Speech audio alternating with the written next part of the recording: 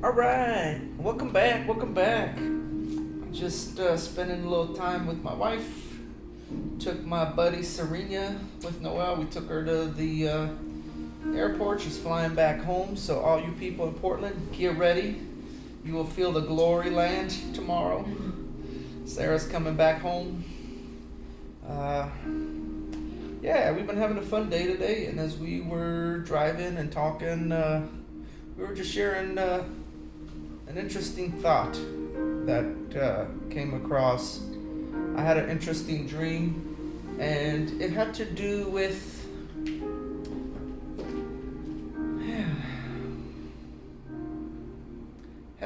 how we perceive ourselves, how we see ourselves as people, and how that changes our just our outlook on life. And in this one dream I had, it was really interesting. I saw how a friend of mine was going through a difficult season, and I said, "You need some vitamin C. You're deficient on vitamin C. If you only had vitamin C, you would have been out of this situation." And for me, that's ridiculous, even though I know vitamin C helps and it's beneficial, and I love drinking that suco de laranja, drinking that orange juice, really good here in Brazil, fresh and yummy. But the deficiency that we have is not just in vitamins, it's a spiritual thing as well. When your spirit's deficient in vitamin C. Now, how do you feed your spirit vitamin C? And being that it's a dream, it was almost like a play on words. It's a vitamin C. It's what you see and perceive in your life, which results in where you are and how you live and what you receive and what you have in this life. I think this kind of almost sounds like that book the world would use, and a lot of people like to speak about it, The Secret. And what is the secret?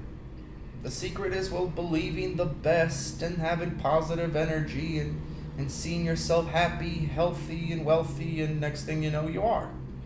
Just a change of perception. So I've never read the book, don't care to, but I kind of get the gist of it. It's just they're using elements of faith, they're using elements of the spirit, elements that a believer should be able to have in his life. When they walk with God and they live their life fully, they should have these things.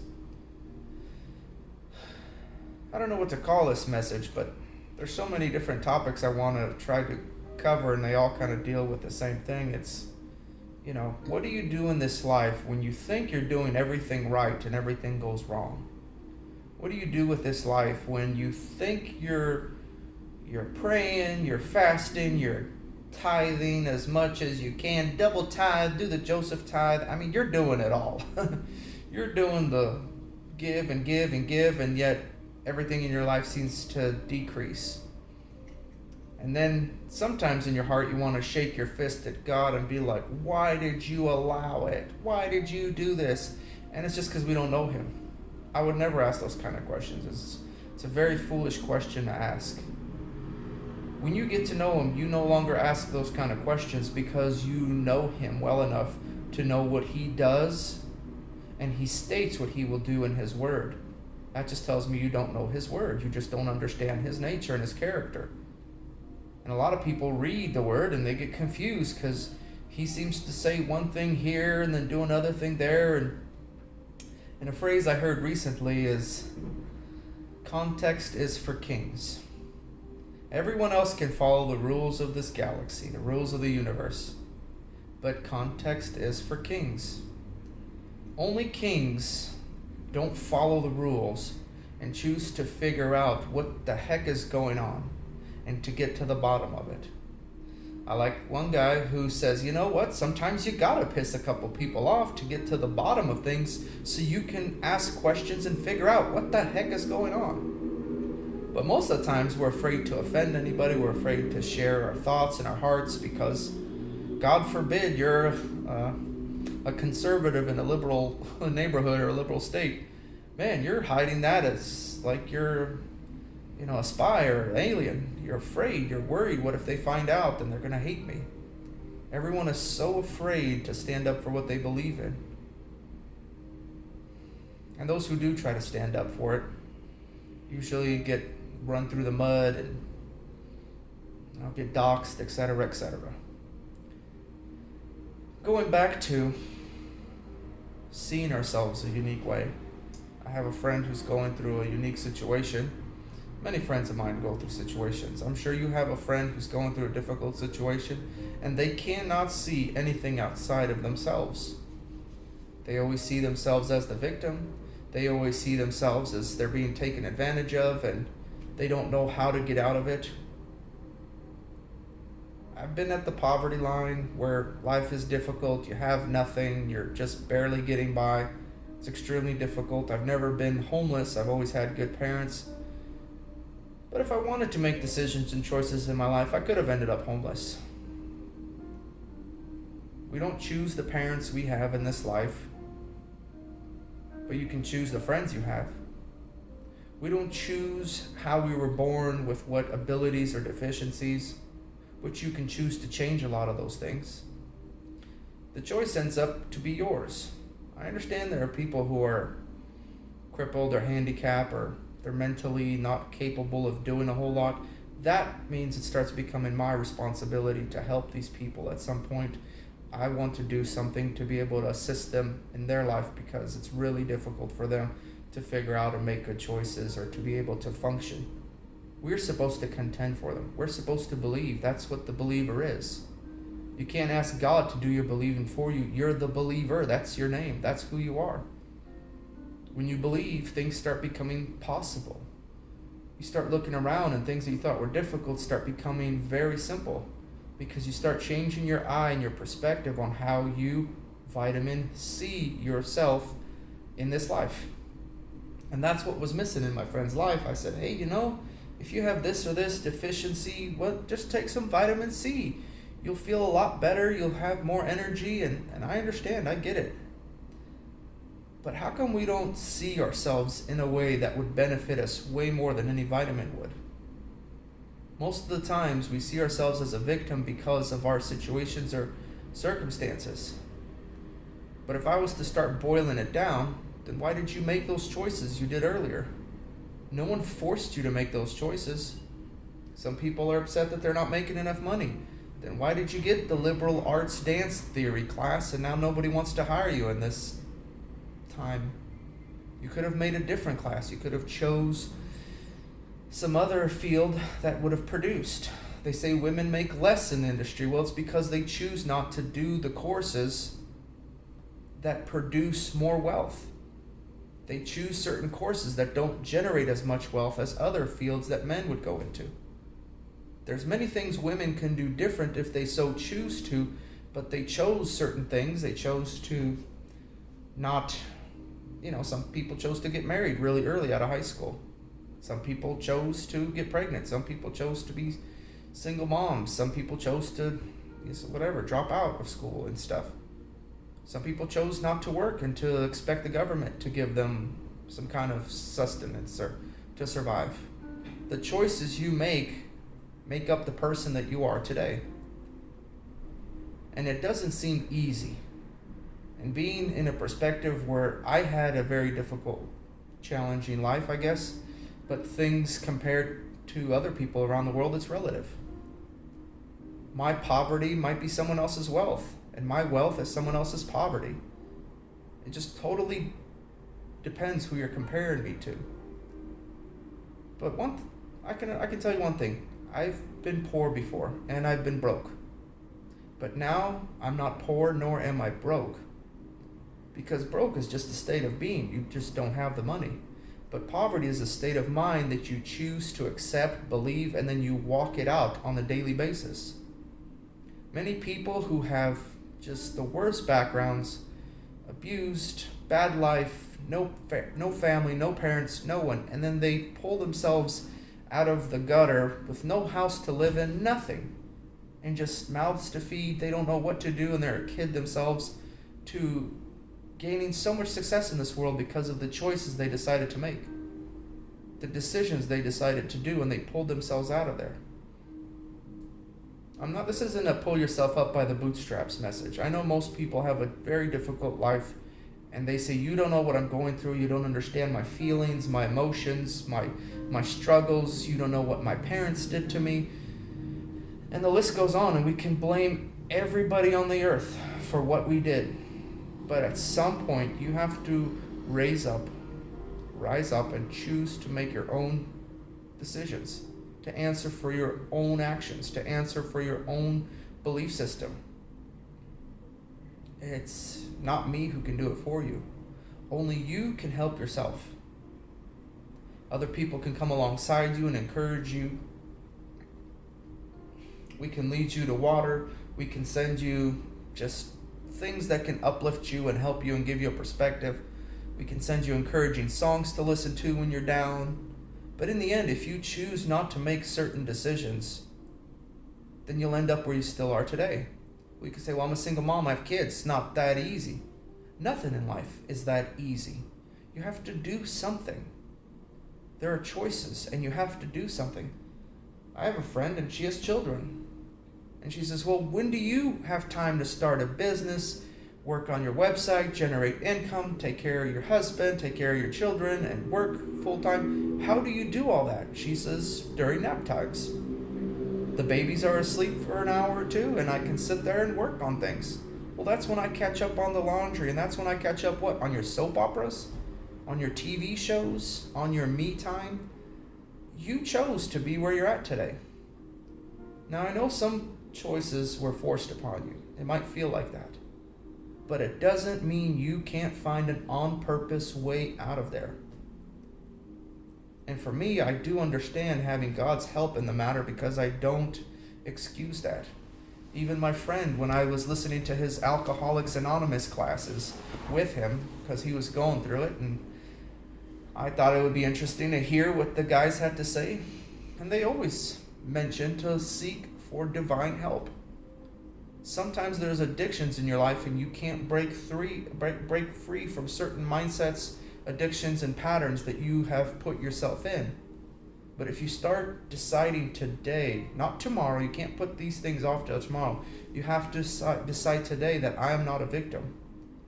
And you can start making choices today to do the steps you need to get out of it. And it's usually very basic and simple steps. It's not something irrational and crazy.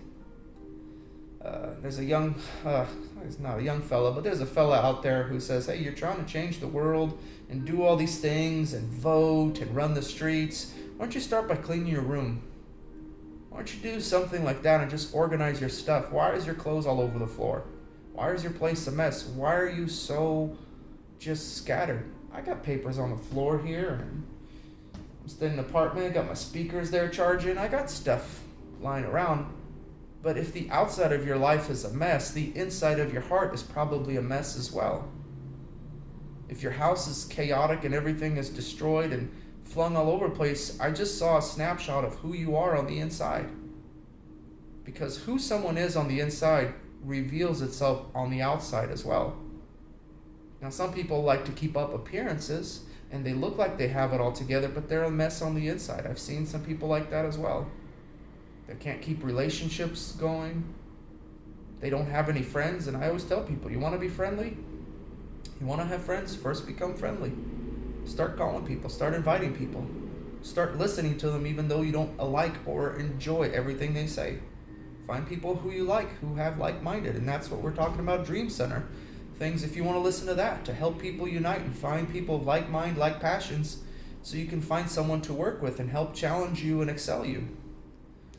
And I always tell people, it's nice to have 3 groups of friends in your life. 3 groups of friends are very important in your life. There's friends who you can help, encourage, people you can speak into their life and help them because they're your friends and you're there to help them grow up. Then you have friends who are just like-minded. You guys are going through the same things. You're doing life together. You're growing. And then you have friends who challenge you.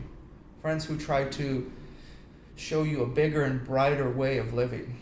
Something to show you like, hey, you don't have to stay this way. You can grow into something even more and become a better you. There's people like that. And these are the kind of friends I try to find. And I feel like I have friends in all 3 categories. And these friends, man, they're amazing. They challenge me, they rip me apart, they tell me the truth, and they say it with love. They're trying to help me. They're not trying to destroy me. And I like having friends like that. And it's such a wonderful thing to be a friend like that to others. Because when you're down, when you're discouraged, when you're going through a hard time, you can go and speak to them and help them, and they can help you when you're going through a hard time. It's so nice to have friends to walk together and just walk through this amazing journey with one another. So what advice would I give to somebody who's going through a really difficult time right now, and they're blaming everybody else in this world but themselves? I would say stop. Stop and put your hand over your mouth, because the things that you're saying are keeping you where you are right now. What you're saying is limiting your belief system, your mindsets, your patterns, and your habits. You think life is horrible and miserable. You didn't get your fair shake. You didn't get your breaks in life that you hope. You didn't have enough luck. Whatever term you want to put on it, why do you choose to keep doing what you're doing? You're going to have the same results. If you want to go somewhere you've never been, you're going to have to do something you've never done. If you want to see the world and travel, well, then start developing your imagination and your belief system. I heard the story of this interesting fellow who loved to travel, but he just couldn't afford it. Worked a dead-end job, had no money, and was very sad. But he decided to change that. So he would just, I think this is even before the age of the internet, if you want to put it that way. He would watch videos of different places that he'd want to see. He would have postcards of different beautiful places around the world, and he would watch these pictures and just observe, and then he'd close his eyes and he'd use his imagination so much where he would envision himself walking around on that beach, leaning next to that palm tree and doing all these wonderful things. And as he would engage his imagination, once a week he would drive to the airport, pack his bags, and act like he's flying somewhere amazing. He didn't have the money, but every weekend he would do that. Just pack his bags, go to the airport as though he's going somewhere amazing. He was so excited. Everything in him believed he was going somewhere. And after being in the airport a while, he'd just go home, and the next day go to his job, and then again, same thing every week. And then one day, as he kept envisioning and seeing all these places, it's like he's seen the whole world already, and he never left his house. One day, somehow he gets a promotion to represent the company and to fly all around the world and to see all these places. And when he landed in these places and he visited every spot, he says, I knew where everything was. My mind already believed it. I was already there. Everything was deja vu, like I've already been here 100 times. I know this place better than the locals. Inside out, he knew these places. How? Because he changed his vision. He changed his belief system on what he was looking at. He wasn't looking at his weakness, his failure, his bank accounts, his choices. He was looking at what could be. Because what you focus on the most, you eventually become. If you focus on the problem, you become just like your problems. If you focus on answers and solutions, you start walking your way out of your problem. I try to keep my eyes on Jesus. I try to keep it on the Word of God. I try to keep it on people who have done really great things. I try to change my mind and perspective. And when I do, I start living that way. I start acting that way. It takes time. It doesn't have to take too long, but it takes as much time as you need to believe it. If it takes you years, so be it. But at least you got there. At least you did it. Some people it just takes weeks or months. Some people it takes minutes. I'm just surprised right now. I meet people and they're just amazing. It literally takes them minutes to what took me years to understand and believe. I can just show them and they're doing it in minutes. It's so amazing to see. You do not have to stay where you are.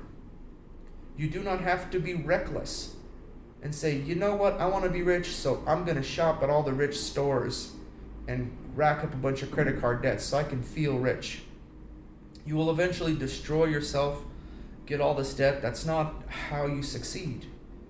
You don't pretend to be rich to be rich. It's a mindset that must change. It's a belief system. Because I know people, once they have wealth, they cannot even handle a measly $100,000. As soon as it shows up in their hands, they instantly self-destruct, start acting like they got it all together, and they have nothing. Now, what if you were to give them 1,000,000 or 100,000,000? They would self-destruct because their mind cannot handle that kind of pressure. With money, with wealth, comes responsibility, comes pressure, comes people begging you for it. I mean, things come when you have money. Things start changing, people start shifting. Then you say, now I get why wealthy people talk the way they do. Now I get why wealthy people don't like poor people. Because it's the mindset that you have, not the substance in your pocket. I feel like I'm richer than anyone I encounter. I am so wealthy. I feel so prosperous and so rich. I feel like everyone does not know their father. And when you don't know who your father is, you always feel that you need to prove something and get something and gain something. When you know who your father is, you have unlimited access to everything he has. And he loves to flow these things to you for the benefit of others. And of course, you're benefited in the process. Your ditch gets watered very well in the process as you're helping other people. But whenever I ask God for money, he'd always ask me, what do you want it for? So I can feel good about myself. You will fail. You will destroy yourself. So I can have nice things and be a miserable person. Wealth does not bring amazing things. It opens opportunities. It opens up different avenues, but it doesn't make you instantly become a different person. Now what it does is it shines a light in your life.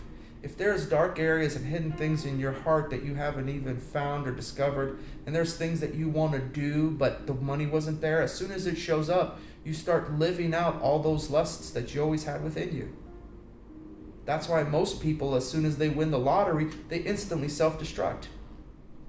One lady, after I watched some documentary on it, only one lady literally bought the church an air conditioner, bought her husband a truck, and put all the money away for savings and kept working as a school cafeteria lady. That's it. She's like, I love my job, I love my friends, my church now is a little more comfortable, and I don't need the money.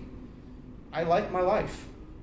Everybody else got limos and went on talk shows and try to act cool. Then they're poor and they have nothing because they smoked it all away and spent it all on who knows what. This is my point. That you have to change the inner power plant of who you are as a person. And if you change that, everything around you changes. And I have a friend who just said life was always difficult. But as soon as the inside changed, who she was changed. She says, everybody's nicer. Everybody's happier. Everybody's kinder. Life changed. Everyone's amazing. I said, honey, life didn't change. Everybody's still a snake. People are still doing you wrong. People are still trying to hurt you and take advantage of you. But the perspective, the way you see has changed.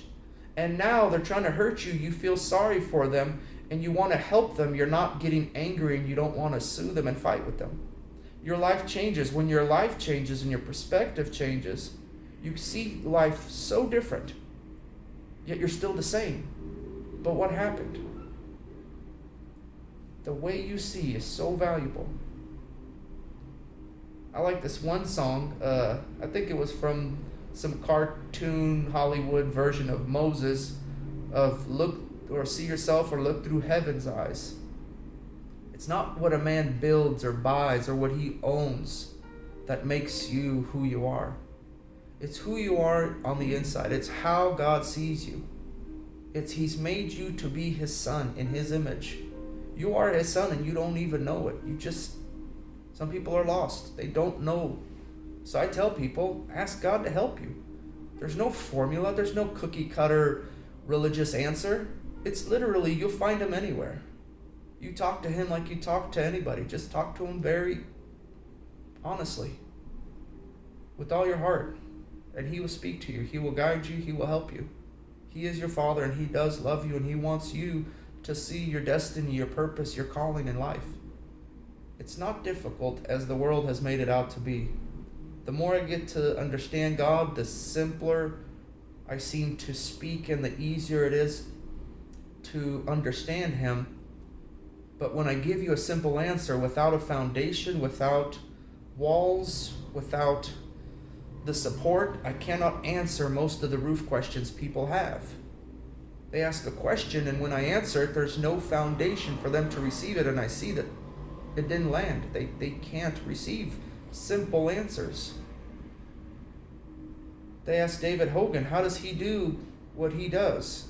And he's like, I just live life. I work my job. I just listen to the Bible. What do you mean? What do? I just am normal.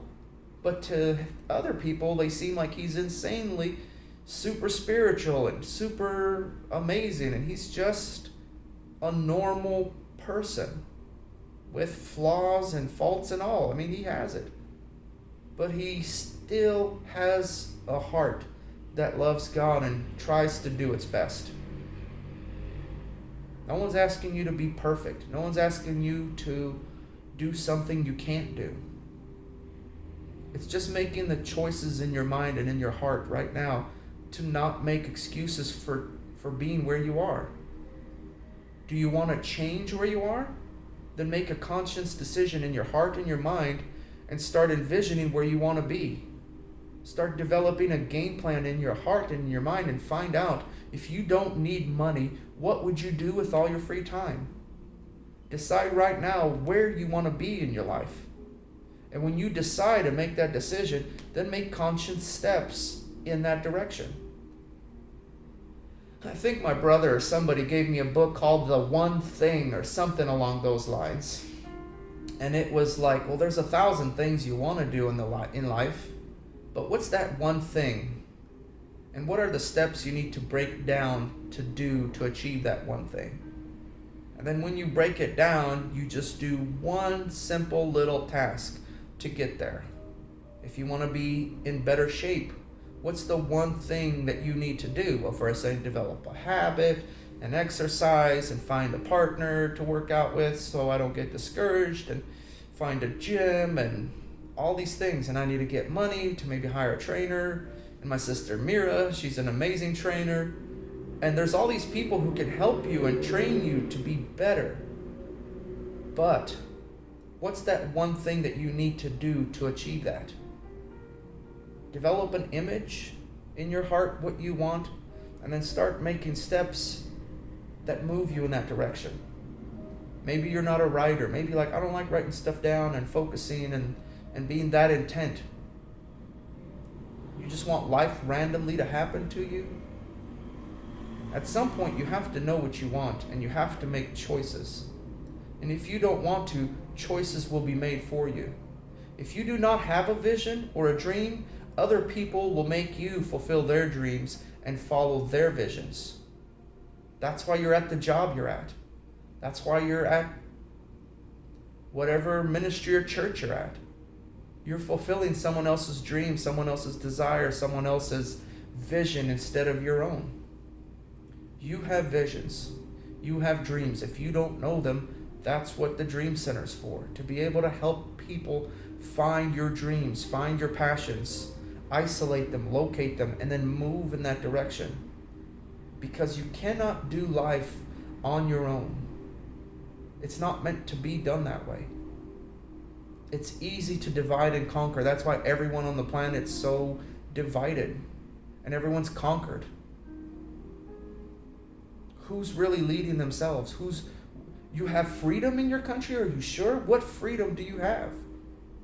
And some people told me, well, don't go to this nation and don't go to that nation. They don't have freedom of speech. And I just said, well, just don't make fun of their religion and don't make fun of their leader, and you're okay. They're normal people like everywhere else.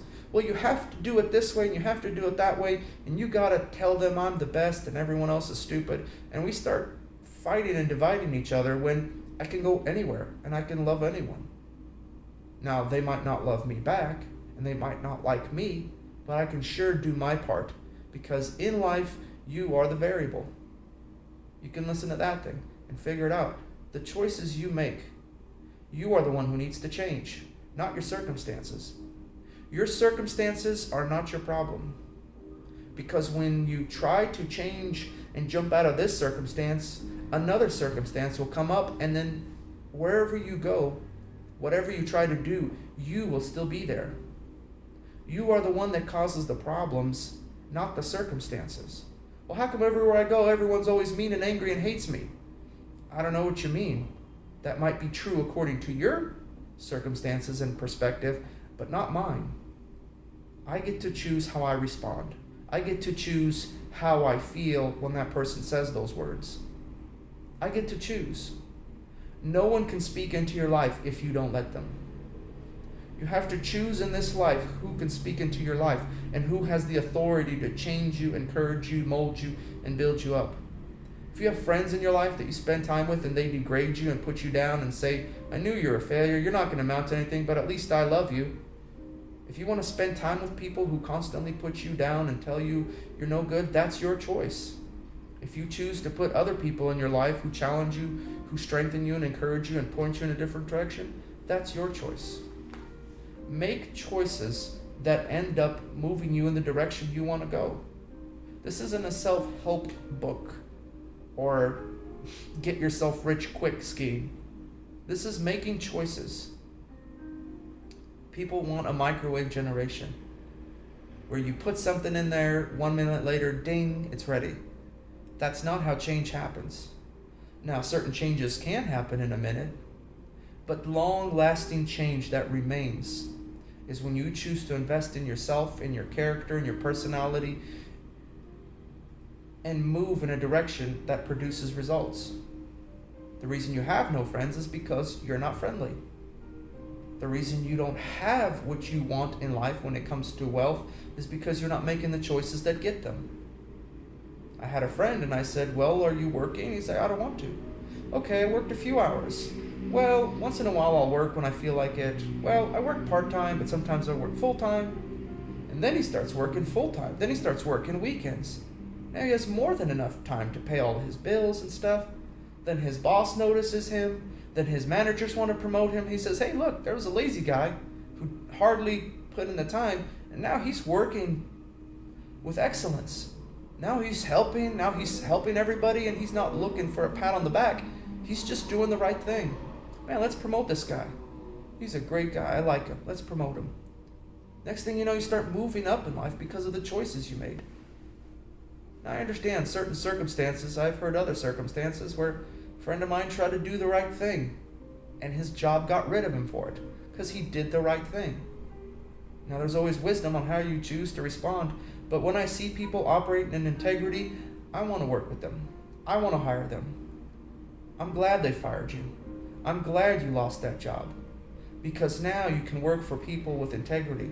Now you can choose different things and follow a path instead of doing something you hate with people who don't like working with you. You have so much power over yourself. You have so much power over your own will and your own choices. You are where you are with the choices that you make. If you want to be somewhere different tomorrow, choose to make different choices today. I believe my wife said she was reading a book and she was saying, you start your morning at night. If you want to be successful, then don't stay up till 5 a.m. watching the late night or YouTube. Why don't you go to bed at 9, wake up at 5, and then study that thing you wanted to study, and then do a night school class, or do something that you think helps you move in that direction. Some people wake up early and go to the gym because to them that's very important, and they spend the first hour or two of their morning working out and getting their mind focused. Then they shower and run off to work. People have different, things that they find importance in, different things that they value. Whatever you value in life is what you pursue. If you value gossiping, then all you do is talk. If you value work, then all you do is work yourself. But what is the purpose? What is the why behind your life? When you find the reason why you're alive, what your value, what your purpose is, then you see life very differently. Then even if you have a bad job, they would say, why isn't this guy a manager? I had a friend who was an ex-con, got out of prison. Life was hard, not too many jobs out there for an ex-con, and he gets some job just temp job for a few months, and he's just moving steel or doing something, some just decent job.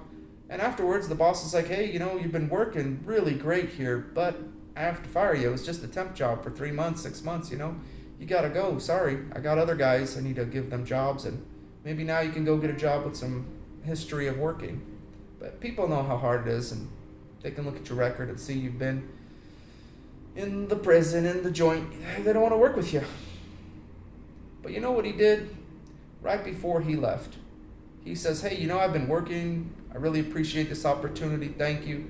By the way, here's some things I scribbled out real quick, punched it up on my computer. Here it is. These are things that I see in this company that if they were done a tiny bit differently, if you organize this a little bit like this or like that, you can multiply your profits and increase your gains so much more if you just moved it around. I'm on the ground floor. I see that things aren't working well. And he said, God gave me these ideas. I was just working my job like everybody else. Just working and talking to God and just living life, working, But he says these ideas came to me. And as soon as I wrote them down, I gave them to my boss.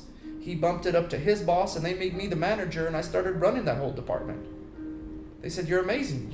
You should be the guy running this show. Well, there goes jobs, there goes promotions, there goes increase. Why? Because God gave him an idea, gave him some wisdom how to fix things, how to solve things. I think you have solutions in you. I think you have answers in you. Everything that you ever need in life is already in you. It's in you. Any seed that you plant in the ground, the whole genetic makeup is in that seed. Everything is in it. So when it springs up, everything flourishes. You says, wow, that's amazing. Where did it come from? It came from the seed. Everything was already in it. Everything is already in you. But sometimes you choose not to die to your logic, to yourself, to your mindsets and your beliefs. And you want to live. And the way you're living is very destructive. That's why I chose to die to my mindsets, my belief systems, my choices that were selfish and angry and bitter. And as I changed and decided to die to that, God came into my life and gave me new life. He gave me a new vision, a new perspective, and a new nature. Now I operate and live and breathe in a whole different way than I did before. Love is becoming a reflex to me. Serving and giving mercy and kindness and goodness, it's just who we are as people. Well, I don't feel like that. I understand. But you can change if you want to. It's a choice. Make choices that move you in the direction that you want to go. The Bible calls that repentance. But repent is just another fancy word to say, make a 180-degree turn. Make that change in your heart or in your mind. Make it. And then go the other way. So when you say, hey, I'm going to keep making the same mistake every day and saying sorry to God, that means absolutely nothing to God. He doesn't want to hear your sorries. The repentance means change. Go the other way. So if you're making mistakes and you're looking at the problem, you move towards the problem.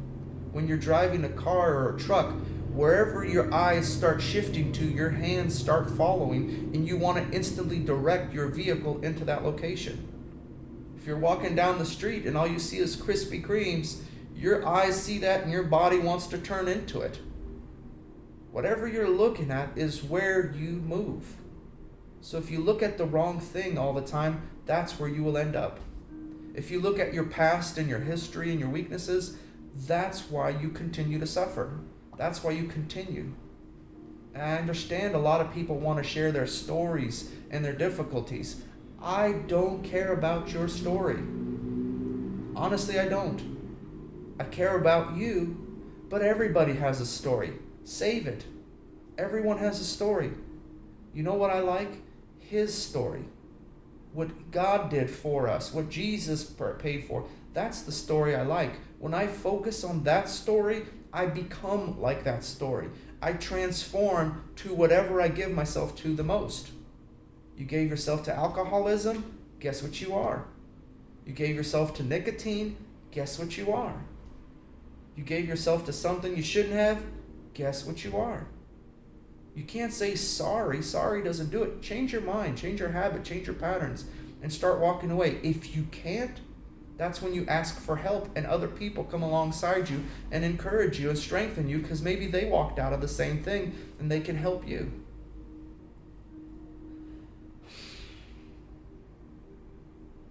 My wife was saying that she had mindsets the way most people do. I've had the same mindsets, where we lived with a poverty mindset, which I think is one of the most destructive things. Worse than cigarettes, worse than alcohol. It's a poverty mindset that keeps you and the future generations, your offspring, in that bondage. That is a trap that so many Christians, non-Christians, whoever, fall into that mindset. I don't need things to be happy anymore. I like nice things, but I don't need them to be happy. I don't need them to feel fulfilled or joyful. But don't you need money to spend? Or don't you need money? Do you need cable television? Do you need that really fancy car so you can flex to your friends? What do you really need in this life? You start finding out in this life that you need very, very little in this life to sustain yourself. But all these pressures, all these mindsets, all these cares, all this, what do they call it? You know, that materialism, that mindset where you constantly want to spend, and feel good about yourself. Hey, if you don't feel good, get on Amazon right now, clickety-click, get something, it shows up in the mail. Ooh, that feels good. Christmas came early. Everybody loves getting something in the mail. Everybody loves getting their little fix. I get it. I've been there. But when that mindset starts to change, when you decide that, hey, this hasn't been working for me and I've been living a miserable existence for so long, I'm getting tired of this life. It's time to make a change. But if you're not ready, keep living your crappy life now. Keep living it. I don't want it. Don't force your life upon me. Don't tell me you're don't convince me you're having a good time. I'm not the one who needs to get convinced. Don't convince me you're having a good time. Please don't. I can see what you're doing. You're not having a good time. You're telling everybody else you are. You feel miserable every day. You cry yourself to sleep. Thought you're doing great. Thought life is amazing. Who are you fooling if not yourself? Change. Make a choice right now and say, enough. God help me. I've had enough. And then make opposite choices. Wasn't there a Jim Carrey movie, The Yes Man? He's like, whatever you do, just say yes. And he was like, no, yes. And then everything he did, he just said yes to.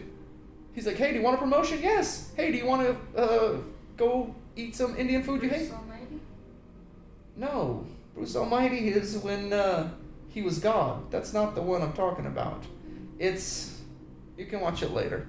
It's a movie where he said yes to everything, and his life just became insanely cool. Do you want to go skydiving? Yes! And inside, he's like, no. And everything he said yes to, his life started changing because he made a 180-degree turn. That's my point. You cannot keep doing the same things and expect different results. Don't lie to yourself. Don't lie to me that you'll change, but yet you keep doing the same things. Eventually, true change happens when you get sick of where you're at and decide to do something different. And you don't have to have insane willpower or strength of mind or whatever people call it. You don't need all that. You just need to make tiny, just minute details daily. You just make those small changes and you keep moving that direction. Is eating one meal a day going to make you healthy? Just one salad a day? Of course not. You can eat all the junk you want, eat one salad a day. It will not make you healthy. But compounded interest, if you don't know what that means, look it up. Over the course of a long period of time, that small amount will grow into 365 salads a year. Is walking for 10, 20 minutes a day going to make you a track star and make you feel amazing? Of course not. But at the course of a year or two, man, imagine how much that will affect you. And then the more you do it, the easier it gets. Our minds are programmed so uniquely If you look into how the human brain works, it's amazing. It makes these wires and connections. And when you think about the same thing over and over, it literally builds electronic little trees and wires and connections and wires your brain together.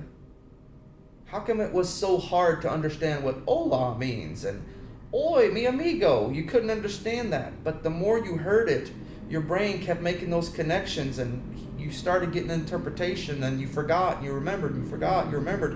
And now you always know what that means. How did it happen? Those connections kept growing in your mind. You kept getting smarter. You can change your molecular genetic code if you choose to apply your heart, your mind, and your belief system. Now me, I found a hack. I found a way to save 1,000 years of reading 1,000,000 stupid books. I don't like to read too much. I'd rather listen to audiobooks. I'll retain more. But what I found out is, if you sow into your spirit, and if you live according to your subconscious, and you activate that in your life, you can live so much faster, and you learn to live out of the part of you that produces true change and true results. You're not supposed to struggle and waste 10 years of your life trying to get some degree to prove to yourself, and now you got all this insane debt, and now you got to figure out how to get out of it. And you don't have to waste your life like that. Unless that's your passion, that's what your joy is, go for it. But you don't have to do things for money. I want to get some of my friends on here with me to share from their perspective how just when they start changing their mind and moving in the right direction, wealth gets attracted to them. People want to work with you. People want to live with you. People want to just give you money just because they see you can do something with it and you can multiply it. Man, I can multiply money. I can do wealth. I can manage. I can work with people. Why? Because people are not my problem. People are not your problem. Hear me out now. Everyone in your life is not your problem. People cannot stop you. God cannot stop you. The devil cannot stop you. The only one who can stop you is, finish the sentence. The only one who can stop you is you.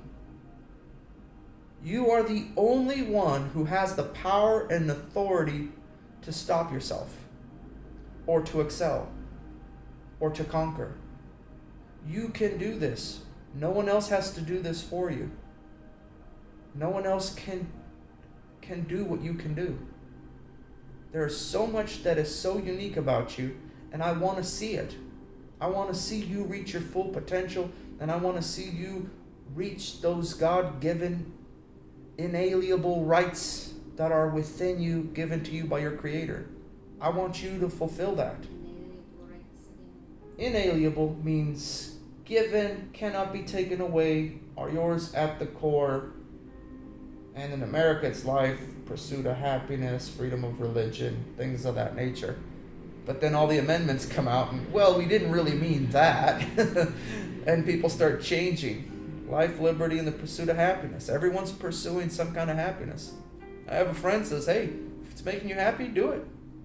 But if you're not happy, fix that. And he's always looking for what makes him happy.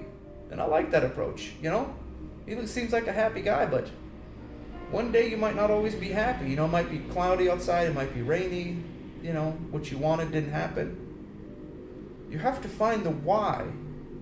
And if happiness is the fruit of circumstance, joy is the fruit of your nature. Joy is who you are. Things can go really bad in your life, and you can still have joy. You can be locked up in a prison in Siberia, locked up forever, and you can still have joy. But you might not always be happy where you're at, but you can still have joy because you know the why in your life. You know that no one can stop you, no one can hinder you, no one can break you down and destroy you. Humanity has done that to one another. Reading Solzhenitsyn's Gulag Archipelago. No, now that'll blow your mind. I try to listen to audiobook that thing for 6 hours of all the insane things that people go through. It's horrific. It's horrific how people try to destroy one another. Now women get breaking down in his book, he describes all the ways people got tortured and abused and how just difficult life was for people. And he was saying women get broken down psychologically. Men, they get broken down physically, just a whole different makeup. And it was really interesting. I said, well, guys give each other wedgies. Well, what do girls give each other? We make fun of each other until someone develops an eating disorder. I was like, yeah, that's pretty much it. Women are dirty, man. They be fighting psychological warfare stuff, You don't even know it. She's like, are you hungry? No. Are you sure? Yes. Can I get you something to eat? No. Are you sure? Because I'm going to get something. That's okay. I don't want anything. As soon as you get it, can I have a bite? No. They said you weren't hungry. I know. Are you ready? Yes. Then why did it take you 2 hours later to get ready? The Bible doesn't say husband understand your wife. The Bible says husband love your wife. So I tell my boys and my friends, hey guys, it's something you'll learn to not fight, not argue about the things women choose to do in their life. It's not my problem. I don't care. You do whatever you think is right, and I will love you all the same. Because there's no such thing as a broken girl or a broken woman. No such thing in my book. Now, I know girls have been broken and have been hurt, and life has destroyed their hearts and their minds. But I can love anyone back to their best true self. I found that out. People genuinely just need someone to love them and care for them in their hurt and in their broken state. If you love them right where they're at, without trying to expect them to be better and love you when you become better, but you love them and you love them and you love them, and they do wicked and hurtful things and you continue to love them, you can win them back and show them what a true man really looks like, or what a true woman really looks like. You can win that spouse back with your choices. You don't have to punish yourself.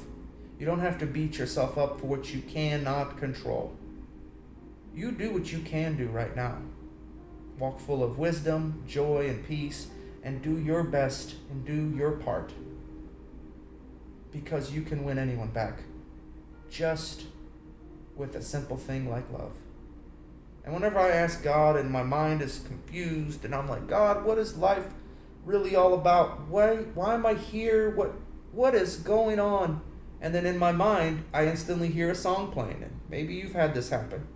And then I hear that Beatles song. All you need is love. Whoop, doo, doo, doo, doo. All you need is love. Love is all you need. And I would just hear that song. And I was like, oh my gosh, this is the answer I've been looking for. I'm hearing God's voice through a Beatles song? Are you kidding me? And whenever I get mad, I'm like, you know what? I was dating my wife and I was like, I'm mad at her. I ain't gonna come over and see her today. I'm mad at her. And then I hear the song, Foolish Pride, just walk on by. And I was like, all right. And God's like, go and see her. And I'm like, I don't want to. I'm mad at her. I know. Go and see her anyway. And I would humble myself and overcome that pride and choose to walk in love, even though nothing in me wanted to see her that day. And I was upset. And I've learned to humble myself and walk in love. And even when I got married, there were still challenges. We were meshing. We were trying to figure out life, and you're living with a stranger and you don't understand because it's different when you're living together than when you're just friends apart. And you start finding out different things about each other and you're trying to make life work. And in the process, I was like, God, change her. She has problems. Change her. If you only change my wife, my life would be so much better.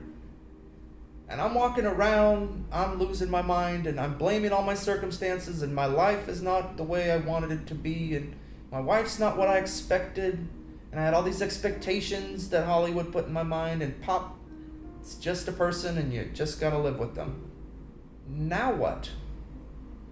And as I'm walking around in the park, I'm losing my mind, I'm tweaking, looks like I'm on drugs, and I see a guy working in the park, and he's a landscaper, some Mexican fella, and I'm freaking out. And when a guy sees another guy freaking out, he gives him plenty of space. He's like, dude, I feel you. And I said, bro, what do you do with your wife when things aren't good? He's like, I'm divorced, bro. I can't give you any advice. I left. And I was like, is that the answer? Is the answer divorce? The answer is never divorce. The answer is to walk in love. And I couldn't. I didn't understand, and I thought I knew what I was doing. I thought I had enough character, maturity, understanding, spirituality, whatever you name it. But then I noticed that my eye wasn't seeing things perfectly and clearly. Then I reestablished the foundations of born again, of what it means to walk by my nature and to walk in love and to see myself that way and to see her through that lens. And whether she did anything I liked or didn't do things I liked or whatever, none of that mattered. The only thing that mattered is she's amazing and I love her and I'm willing to lay my life down for my pumpkin. That's it. That's all that mattered. But she didn't do what I wanted. What does that matter? But she's not responding to what does that matter? Win her with your love, not with your words, not with just, well, I tried that. I tried that for a week or two. I brought her roses and she says, are there only red roses at the flower shop? Is there not anything else out there? It's like, get out of here. I'm tired of buying roses for you anyway. Eventually you give in. Eventually you get tired. But you know what doesn't quit? Love never fails. Love never stops. So I continued to love her. And when I started that Justin Bieber song, maybe you should go and love yourself. A lot of people need to go love themselves. You don't even like yourself and you want other people to love you. Why? You're a mess. Why should I love you? And of course we're happy when someone loves us. Of course we're happy. We trick someone into marrying us and loving a mess. That's why marriage is such a beautiful institution that this world perverts and tries to destroy. And then you have 100 marriages. Why? Because when you marry someone and make a covenant, make a promise, you swear oaths to one another. Man, that helps you live free. And when you live free, you can be yourself, your true self with them, and you feel so secure. You feel loved. And when you make mistakes, they can't run away. They signed a contract. So now they're stuck to love you. And you're stuck to love them and their issues. And when you love each other, you work through every problem, every situation. We came across problems there was no solutions to. Just same dead end. I just don't know why it is the way it is. It's just life. But you know what changes all that? When you love an individual no matter what. So now I can meet all these different girls and all these different friends we have, and I can just love them. And they're such lovable people. They're just amazing people I meet in the planet. And everyone's like, well, they're bad at this, and they get angry at that. You think you're going to meet a perfect wife and a perfect husband? You're out of your freaking mind. People have issues. People are people. People make mistakes. Get over it. Learn to love, and then it doesn't matter what they do to you because you know how you're going to respond to them, which is in love. And when you respond right towards them, no matter what they do to you has no relevance because you're the variable. You're the one who gets to change and adapt. And when she leaves you, why is she going to leave you? He loved me too much. He forgave me too much. He took care of me too much. He constantly was good to me and spoke good to me. Your Honor, I want a divorce. I have never heard that. What are they going to say? Irreconcilable differences? I can't reconcile that he walks like a son of God? Now, I had a friend who did that. His wife left him, but then he became like Christ. Is just the most amazing individual. And his wife looks at him and is like, I want to marry you back because you're so amazing. It's like, look at that. When a woman sees a man walking out his fullness, she wants to be with someone who's like that. You can become like that. That's a part of your nature and a part of your character. To walk free, to walk in love, it's who you are. A lot of people say, well, Paul, you don't know my ugly side. You don't know my flaws and my faults. I don't care. I don't care about your history and your drama and your past. Your past is not who you are. You can change and make these choices today and then move ahead for the future. I see the you that can become, and that's who I'm speaking to. The future you is who I'm encountering right now. And the present you needs to make choices because you cannot feel sorry for the past you and just live in that kind of shame, guilt, and condemnation. That's not who you are anymore. Make choices. Ask God for help. Find friends to help. Message me and I can send some friends, send some sources. I can try to be a friend. I'm doing my best, guys. I still mess up sometimes. I still make mistakes. But I do not justify it like that. And I choose not to stay there all the time. Because when I failed before, I would beat myself up and I would just feel miserable. Now, I just choose to walk. And sometimes weeks and months go by when I feel like I've never made a mistake. I feel flawless. Now, some people might say, yeah, but I didn't like this about you and I didn't like that. That's great. Good for you. But you know what? I'm doing my best to live according to my conscience and my belief system and my own heart. And if I make mistakes and if I've offended you, I'm sorry. But you know what? I'm not 100% sorry, because there is sorrow that causes change in your heart, and then there is sorrow that leads to destruction and death. I hope whatever sorrow I cause you causes you to see in a better light and decide to make changes, instead of the sorrow that I cause, which causes you to feel depressed and stay the same. That's never my intent. So I hope you always listen through things to the end and make choices that help you succeed. And eventually I want to help people unite as one and move together and help one another out, so your life never has to be lonely unless you choose to be. I think we covered just about it in one night. What do you think? What are some practical steps to changing that perspective from victim to victorious? Okay. From a natural perspective, to those who aren't Christians and may be listening to this, because this is a broad audience, too many people feel like victims.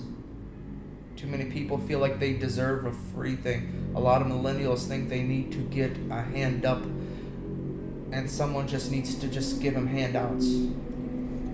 A practical thing you can do, as I said earlier, is to make different choices and make a plan that helps you move out of that direction. Reading books sometimes helps to some people because there's good solutions in there.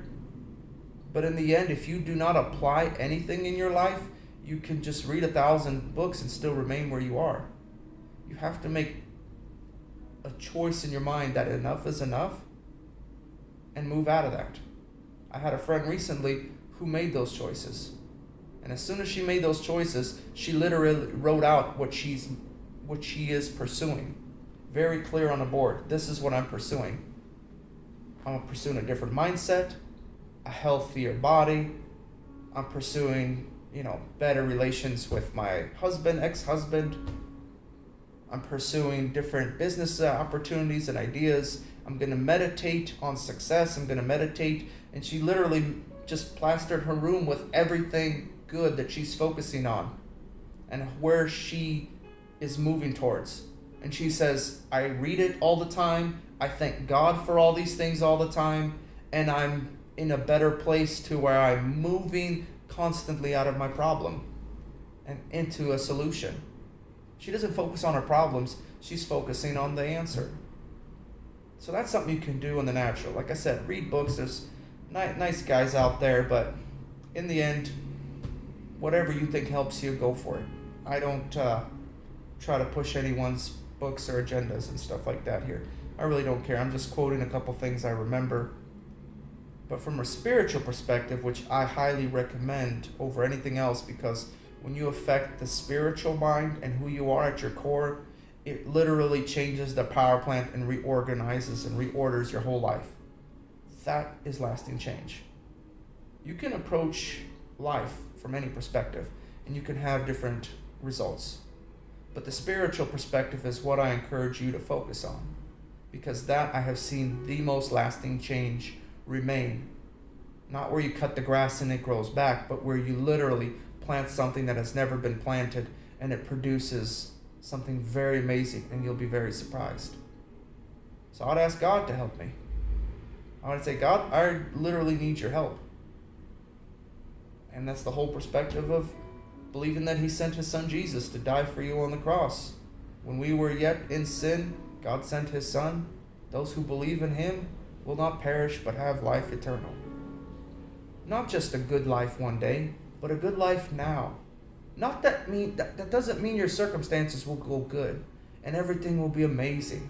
It means the challenges and the difficulties will still show up in life like it does to everyone. But the way you choose to deal with them and walk out is a whole different perspective. He will change your vision, your eyes, and how you see things. And if you are already a Christian, you're saying, well, I'm a Christian, but none of this seems to work. Well, I see a lot of people, they apply religious formulas to their life that keeps them where they are. They say, well, I tithe. You know what I got to tell you? Stop. Well, I gave to the pastor. Stop. Well, I give to this organization. Stop. Why are you giving? What is the motive and the purpose of your heart? Well, if I give, then I'll be blessed. Stop. This cannot be earned. Salvation is a free gift. It's mercy, it's grace. Cannot earn it. So is healing. Cannot earn it. Then why do you think you can earn prosperity and provision? You can't. He's your Father. Get to know him. That's when you read the Word of God.